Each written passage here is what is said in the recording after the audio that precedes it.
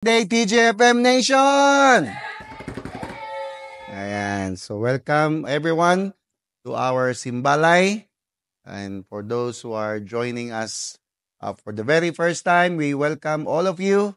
And sa mga house church host natin, sa mga facilitators, good job for your ano tawag niyan, yung pagiging diligent and consistent. Yan, good job. Come on, tell somebody, good job. Yan.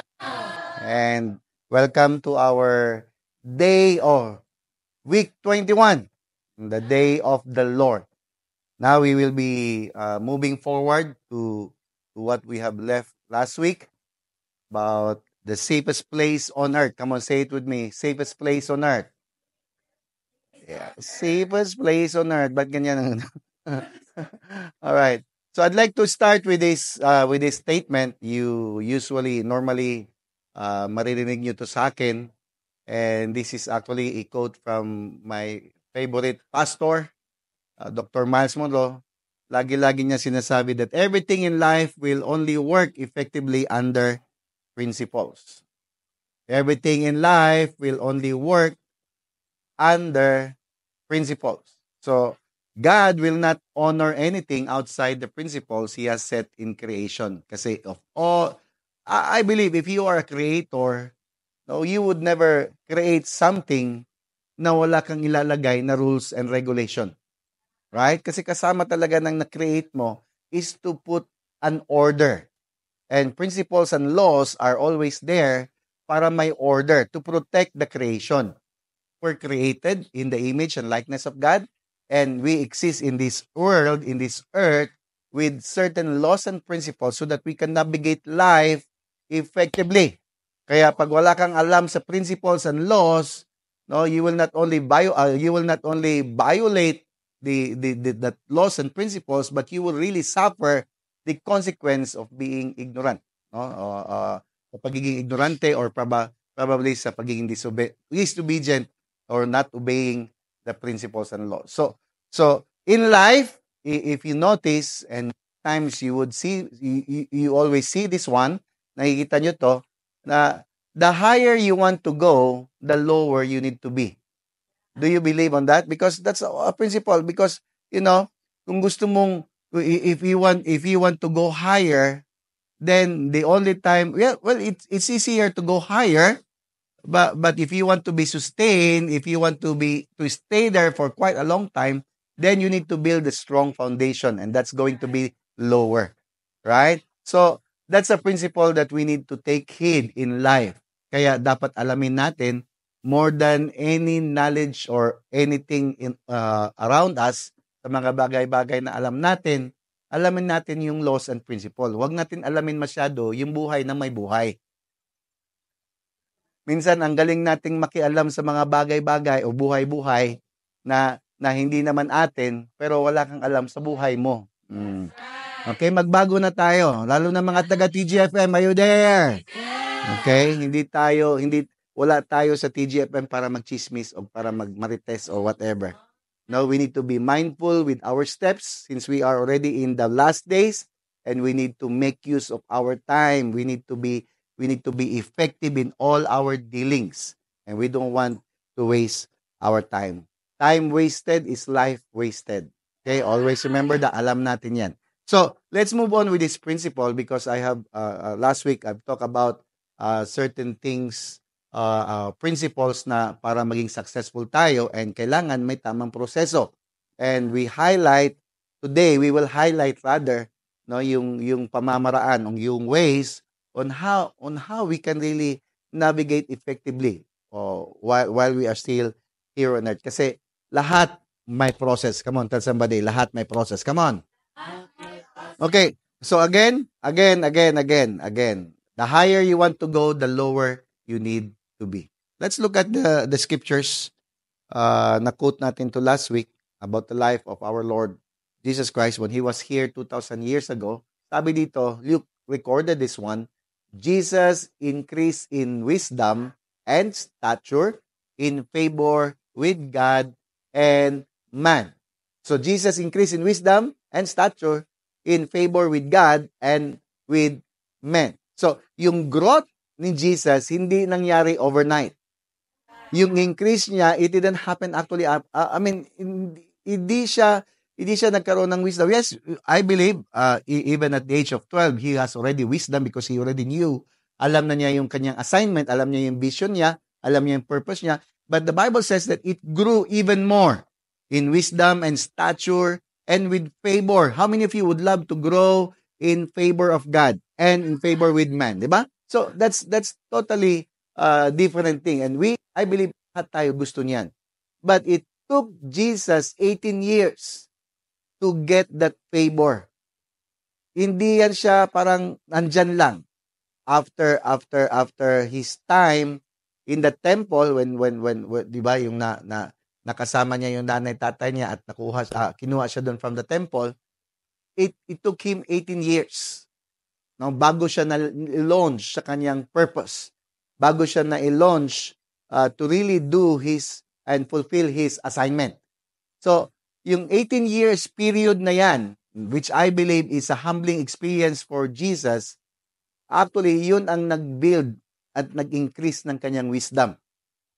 Okay, so the process towards becoming a legitimate rabbi or a master teacher in his time takes long years of study and proving. Kasi in their time, no, hindi ka basta-basta maging rabbi or hindi ka basta-basta maging master teacher. So si Jesus, he has his own process. 18 years din pinagdaanan niya. Yet, kung titingnan mo, Jesus proved himself to be legit because, tanungin niyo bakit? He operates in authority and then with power. He uses the wisdom of submission in submission to authority. So yan ang pag-uusapan natin because if you want to really be successful, gusto mong maging effective sa lahat ng bagay na ginagawa mo, kailangan maintindihan mo yung authority, maintindihan mo yung power, at maintindihan mo yung tamang proseso in order for you to fulfill your purpose. So, with all the power, okay, kung balikan natin yung life ni Jesus, imagine mo, 18 years siya nag-antay. He submitted himself to a carpenter's son, or to a carpenter, and became a carpenter's son before he became a preacher, a rabbi, a teacher. Naintindihan niyo ba ako? So he submitted himself muna, no, for quite, long period. That's actually long. 18 years. Hindi dali yan. No? Kahaba-haba kaya yan. Tayo, ilang ano pa lang, gusto mo nang ma-launch ka agad sa kung ano-anong gusto mo. Wala tamang proseso. Hindi ka man lang nag-submit sa nanay, tatay mo muna. So, but Jesus did it perfectly. Kaya, nung na-launch siya, then, he did it. Imagine mo, tinapos niya yung assignment in the span of more than 3 years. So, he never wasted time.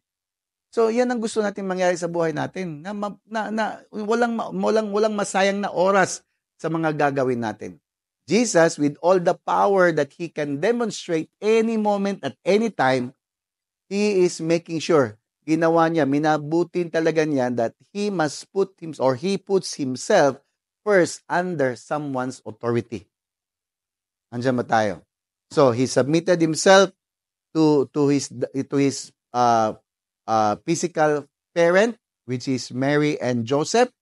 In fact, it wasn't recorded, but you will see that when he started his ministry, his father was no longer around. Probably patay na si Joseph nung na-launch niya yung ministry niya. But even then, before he started his ministry, hindi siya kaagad nag-launch sa sarili niya.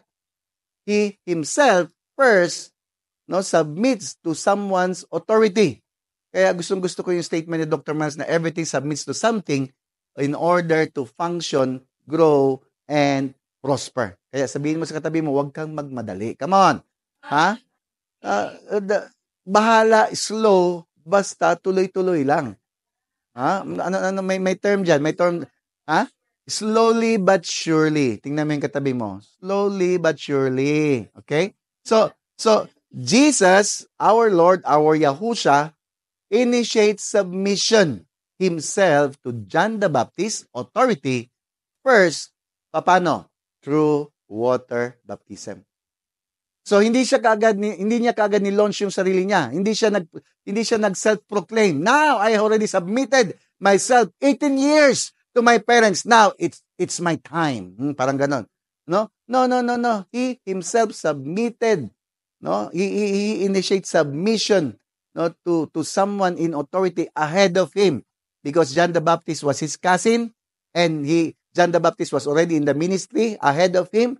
Kaya he submitted himself first. And that's true water baptism. Now, listen to me. Yung water baptism ni John is for repentance. Para sa mga gusto nang tumalikod sa kasalanan. Okay? Yung gusto nang inayawan na yung kasalanan, those who wants to turn back, no, from their sin. So, kailangan magpa-water baptize because they want to turn away from their sins para kalimutan na ang kasalanan. Yun ang water baptism ni John. You would wonder why Jesus submitted to that water baptism. Bakit kailangan niyang magpa-water baptize kay John the Baptist? Wala naman siyang kasalanan. Diba? He's spotless, he's sinless, wala siyang bahid, wala siyang dugo, wala siyang contamination of sin. Bakit? Tanongin niyo bakit? Etong sagot ni Lord. Okay. It's in the scriptures, Matthew chapter 3. Verse 13 to 15. Jesus came from Galilee to John at the Jordan to be baptized by him. So si Jesus mismo ang lumapit, pumunta kay John. So hindi siya tinawag ni John, siya ang lumapit kay John. And then, nung lumapit na siya kasi gusto niya magpabaptize, sabi dito, John tried to prevent him, saying, gusto niyang parang I need to be baptized by you. And are you coming to me? Parang gusto sabihin ni John, ako dapat ang i-baptize mo kasi kilala kita kung sino ka. Pinsan kita, di ba? pero you need to be I am supposed to be the one being baptized by you because I know that you are the Messiah. But you know what? Ano sabi ni Jesus? But Jesus answered and said to him, permit it to be so now, for thus it is fitting for us to fulfill all righteousness. Then he allowed him. So may principle na sinusunod si Lord. Hindi dahil makasalanan siya.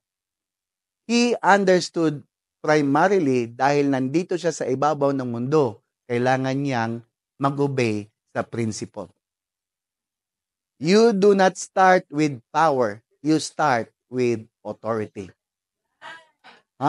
Kasi kung power ang pag-uusapan, powerful si Lord. Na He can perform signs and wonders immediately. Whenever He wanted to do it, He can do it, right? But He doesn't want to do it, no, without obeying the principle, the basic principle in which is to fulfill all righteousness. He wants to be submitted first to someone's authority before He can perform signs, wonders, miracles, and whatever abilities that He could have and He could do.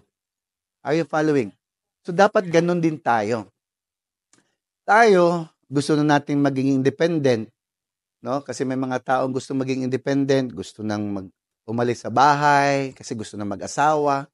Ang tanong, nasa tamang edad ka na ba? Pangalawa, kaya mo na ba? Pangatlo, ano tawag niyang may consent ka na ba? Pinayagan ka na ba? Kasi yan ang mga tanong dapat na tanungin mo sarili mo. Ba't ka kailangan magmadali? Kung meron naman tamang proseso. Andiyan ba tayo? So, okay. Let's go back. No matter how gifted, talented, and skillful you are, your safest place first and foremost is to be undercovered. Sabihin mo nga sa katabi mo, undercover. Come on, undercover. Ha? Tanong ko sa iyo ngayon, undercovered ka ba? Sa mga nasa simbalay ngayon, undercovered ka ba talaga? Kasi it's one thing to be covered physically, it's another thing, totally different thing to be covered spiritually. Pwedeng nagsasubmit ka physically to someone above you, pero kung walang nagko-cover sa iyo spiritually, you are still in danger. Alam niyo ba yon? So, authority, if you understand this one, authority is the legal right to move or activate power. Authority, okay, is the legal right to move or activate power. Authority is more important than power because it makes power legal. Kaya, talented dyan. Alam ko, yung mga taga-TGFM, talented and skillful and maabilidad. But you know what? You need to prove it. Okay? Na tama yung ginagawa mo by submitting to someone else authority. Are you following? Okay. Pastor, paano ba natin yan mailagay sa tama na perspective? Kasi, di ba, masyadong spiritual. No. It's not actually just spiritual. Sa lahat ng bagay ito. Hindi mo pwede sabihin na spirituality lang. Kaya nga, sinasabi ko sa inyo, are you still in submission to your parents while you are, especially if you are single?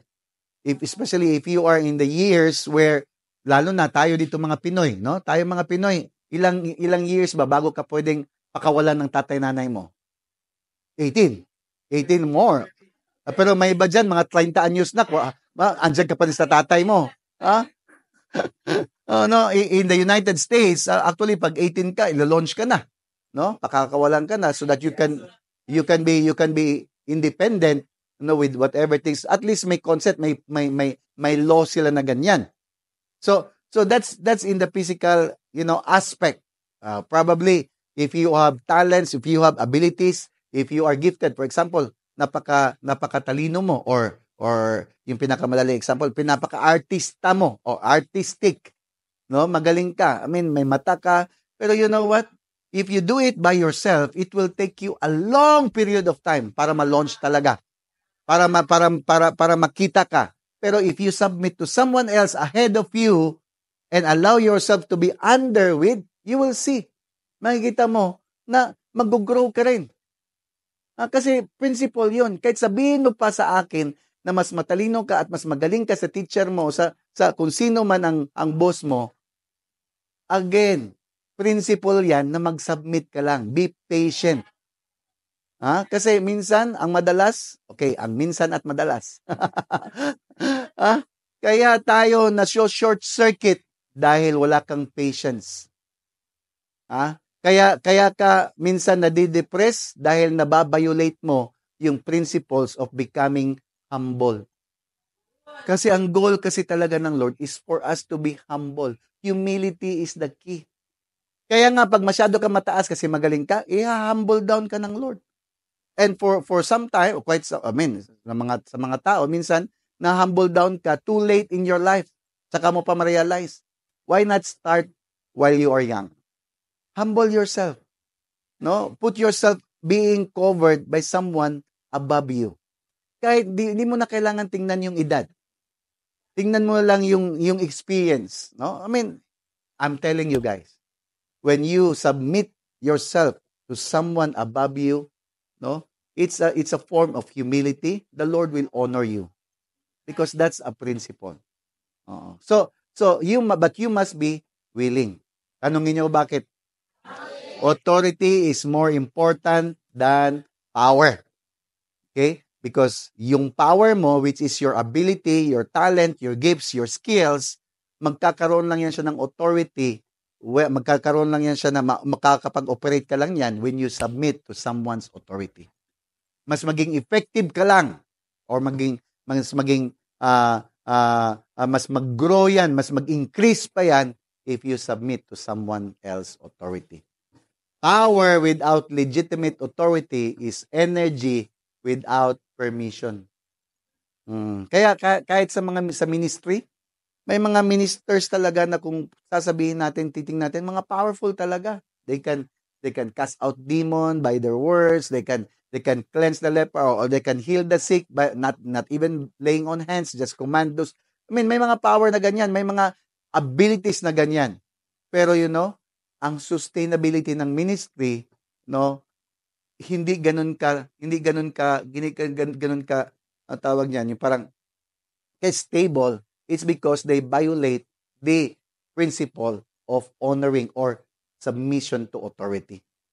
Kaya hindi masyado na-honor ang Lord. So may makita ka na produce, maraming sumusunod, pero I'm telling you, it can make you become more prideful and you will be in danger sooner. You will be in danger with your accountability. Kaya mahirap yun. So, wise people do not look for power. They look for an authority under which to submit. Kaya wise kami. Me, personally, no, yan talaga hinahanap ko lagi. I need I need someone above me. I don't care if they are younger than me. As long as I can put myself and I know that we are aligned with same thought pattern, same perspective, same school of thought, then I can submit myself. Are you following? So, Jesus, oftentimes, if you look at Him, kasi yan ang pinaka-the best example natin, kasi siya man ang master, siya man ang Lord, siya din ang ating prototype. Oftentimes, if you look at His ministry, laging may question sa Kanya. And lagi siyang kino-question about ng kanyang authority. By what authority that you are doing this one? By what authority that, by whom you, sino nag-send sa'yo? Kaninong authority? So maraming mga question sa kanya. Many times, he would answer sarcastically, but this one, kakaiba yung tanong niya, ang sagot niya dito sa tanong. Okay, let's look at this. Matthew 21. Sabi dito, when Jesus returned to the temple, this was after he, if you remember, okay, the day before, tinatapon niya yung lahat ng mga table sa temple when he saw na nakita niya yung temple na parang binababoy ng mga tao kasi ginawa na negosyo. So he was throwing tables and said to everyone that my temple is to be house of prayer. So after this, the next day na to, kasi umuwi sila ng Bethany, and then when they came back, ito naman, nagtuturo na naman siya. And then, tinanong na siya ngayon. When Jesus returned to the temple and began teaching, the leading priests and elders came up to him. Lumapit sa kanya, and they demanded. So, nagdemand. By what authority are you doing all these things? By what authority are you doing all these things? Who gave you the right? Okay? Sino nagbigay sa iyo ng authority na magturo, na maggagawin ng bagay-bagay ito? I tell you by what authority I do these things. Jesus answered. Tinanong ni Lord. Okay, sasabihin ko sa inyo kaninong authority at kung saan anong authority ang meron ako. Pero may tanong ako sa inyo. Sabi niya, may tanong ako. Did John's authority to baptize come from heaven? Or was it merely human? Nagpalaban siya, karon siyang leader. Nakita niyo ba to? Ginamit niya ngayon yung kanyang principle na in-pay niya, na hindi siya nag-launch ng kanya-kanya lang. Okay? He himself submitted first to John the Baptist. Kaya tinatanong nila ngayon ang mga Pariseo. Okay, si John ba, yung authority ba ni John baptized come from heaven? Or was it merely from human? Sa tao lang. Then they talk about it. They talk it over among themselves. If we say, sabi nila, if we say it was from heaven, he will ask why we didn't believe John. Kung galing sa heaven, bakit di kayo naniwala kay John? Bihin naman natin na tao lang, baka magagalit yung mga tao kasi marami, many people believe John was a prophet. So, nag-conclude sila ngayon, we don't know. Di namin alam. And then Jesus responded, then I won't tell you by what authority I do these things. Wow. Ang gusto lang naman sabihin ni Lord, the principle of righteousness is this, that He is actually implying that I can teach, I can operate, I can perform signs and wonders legally here on earth because I have a leader. Not just because I am human, though I am the Son of God, but I'm a son of man. I have a body and I also have someone above me. I am undercovered. Nandyan ba tayo? So, parang indirectly, he was telling the Pharisees or the religious experts that his authority was John the Baptist. Jesus, the Son of God, siya mismo, God himself in the flesh, operating as the Son of Man. Okay? Remember yung ating principle that any spirit operates without a body is illegal. So, Jesus, though he was Christ, okay, he is Christ, but he has Jesus, the body. That's why, yes, Jesus is the Son of God, but Christ is the Son of God, but Jesus is the Son of Man. And that's what yan ang nakikita nila. The Son of Man, operating in the flesh. And then, ang sabi ni Lord, I am submitted to a man called or named John the Baptist. So that's a principle. That's for the sake, that's to fulfill all righteousness. So you need to take note of this. If you see someone who is great, don't compete with them. Submit yourself to them. Hmm? Kung gusto mo talaga maging wise, huwag ka makipag-compete. Kung may makita ka mas magaling sa'yo, why not us? Why not, di ba? Parang, learn from them. Ha? Mga prideful kasi, I met before, yung mga magaganda yung mga camera nila. Ako, gamit ko kasi, kahit cellphone, pwede na. Kasi wala naman yan. Wala naman yan sa Indian, nasa pana naman yan. No, so people sometimes, I would try to talk to them and teach them this is what you should do so that you will have a better picture. By the way, I'm a photographer, so I can teach them because I saw what they're doing. Nakikita ko may iba na yung mga flash na kung saan nakalagay, kaya makikita mo madilim. So may linapitan ako one time, example lang to, linapitan ko siya and sabi ko, why not put down or bring down your flash or maybe tilt it above. And then he said, kanya-kanya tayong style. Oo, sige. Ganahan di kagngit-ngit. But I saw his pictures. I was looking at him and he was erasing everything that he's taking. And it's diba? Mag-shot ka, i-erase mo lang din naman dahil mali. Ayaw pa mapaturo. Kung alam lang niya kung sino ako, why not? Diba? Mga ganyan. So, if you are wise enough, you don't need to compete. Just submit yourself. Okay? Don't be like the 7 sons of Sheba. Alam niyo ba yung 7 sons of Sheba? Ha? Ito yung mga Jews na nagtatry na mag-perform ng signs and wonders dahil nakita nila si Paul, the apostle that are operating in signs and wonders. Kaya parang sila rin gusto rin using the name of Jesus. Kasi ang isip nila, baka may power in the name of Jesus. Totoo naman talaga, may power. Walang question sa pangalan ni Jesus. In the name of Jesus, you can cast out demons or whatever. But this one, okay, let's look at this. A group of Jews was traveling from town to town casting out evil spirits. Okay, mga grupo to ha. And they tried to use the name of the Lord Jesus in their incantation. Okay? And then, sabi na, I command you in the name of Jesus whom Paul preaches to come out. So ito yung mga ginagamit nila. I command you in the name of Jesus whom Paul preaches to come out. Oh. Ito yung mga sons of Sheba. Leading priests, yung mga gumagawa dito. But one time, they tried. When they tried to do the same, okay, etong nangyari, the evil spirit replied. Sinagot sila ngayon ng demonyo. I know Jesus and I know Paul, but who are you? Sino kayo? Ano ka? Gamit-gamit ka ng pangalan. Kilala ko si Paul, kilala ko si Jesus. Kayo, sino kayo? Nako. Okay? So ano nangyari? Then the man with the evil spirit leaped on them, overpowered them, and attacked them with such violence that they fled from the house naked and battered. Wow. Wow. So you see? Okay? Hindi talaga pwede mag-operate ka sa mga bagay-bagay kung wala naman talagang, hindi ka talaga sinend. Okay?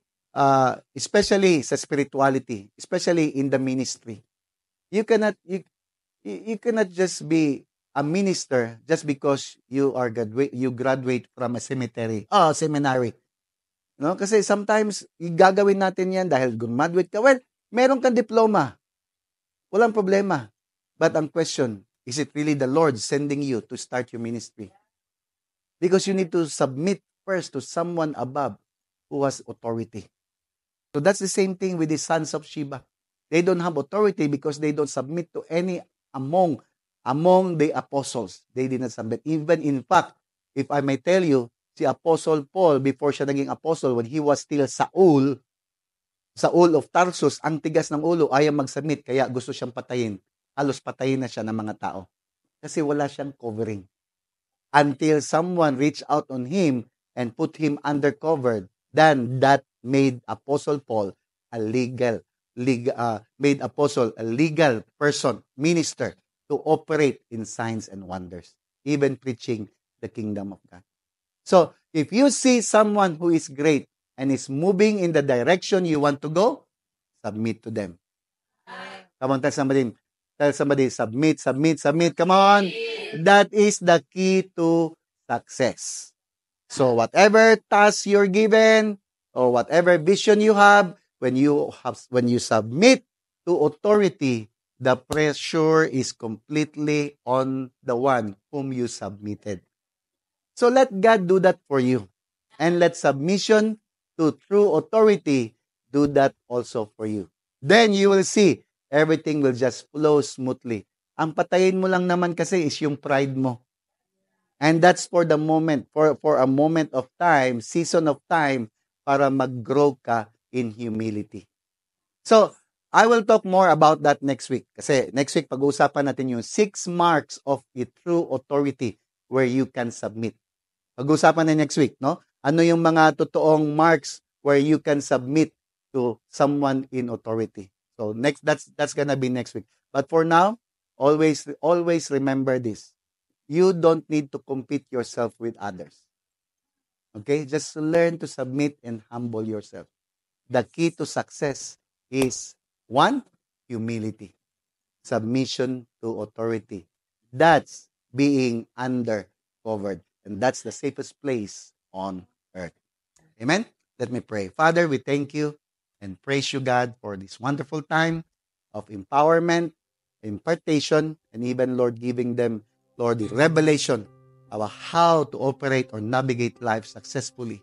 Lord, being undercovered, oh God, is the most and one of the most important thing where a person, each one of us, who are gifted, talented, skillful, with all the abilities, oh God, must put under it.